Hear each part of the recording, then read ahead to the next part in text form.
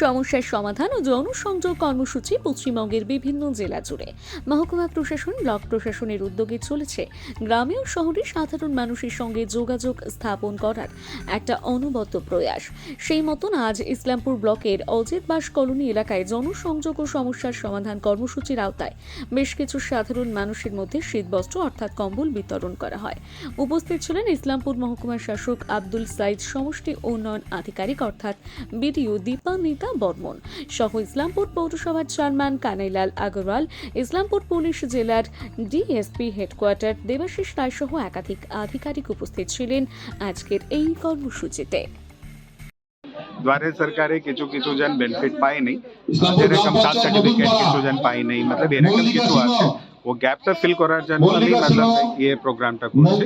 আজ मतलब এখনই मतलब অনেক ঠান্ডা পড়ে গেছে, তো ব্ল্যাঙ্কেট আমার কাছে मतलब এসে গেছে, ডিস্ট্রিবিউশন হচ্ছে। কতজনের মধ্যে দেওয়া হলো স্যার? এখানে তো আমি প্ল্যানিং করেছি 200 জনকে। ম্যাডামকে আমি দিয়ে দিচ্ছি আরেকটা ব্ল্যাঙ্কেট। এই ক্যাম্পটা मतलब যেভাবে যেখানে যেখানে দরকার আছে ওটা ওভাবে করে मतलब হয়ে যাবে ওখানে। Thank you.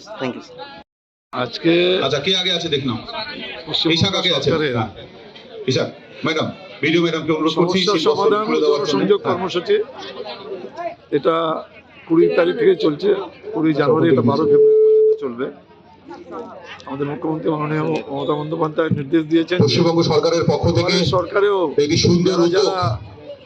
আজকের এই শীত বস্ত্র বিতরণ কর্মসূচি চলছে এই মুহূর্তে অজিত বাস কলোনি প্রাথমিক বিদ্যালয় প্রাঙ্গণে। উপস্থিত আছেন মাননীয় মহকুমা শাসক, আমাদের বিডিও, মাননীয় পৌরপিতা মহাশয়, মাননীয় সমষ্টি উন্নয়ন আধিকারিক মহাশয়া, জনসংযোগ যে কর্মসূচি, পঞ্চায়েত সমিতির সভাপতি প্রতিনিধি, কর্মসূচিতে কম্বল সহ অন্যান্য সকলে, চাদর বিতরণ হচ্ছে এবং পাশাপাশি দুয়ারে সরকারে যাদের যাদের কাজ হয়নি, মানে কারো হয়তো কাস্ট সার্টিফিকেট হয়নি, সাথে সমস্যা, খাদ্যসাথী যে কোনো কাজ, দুয়ারে সরকারে যারা কাজ করাতে পারে সমস্যা সম্বন্ধে বলতে পারেন।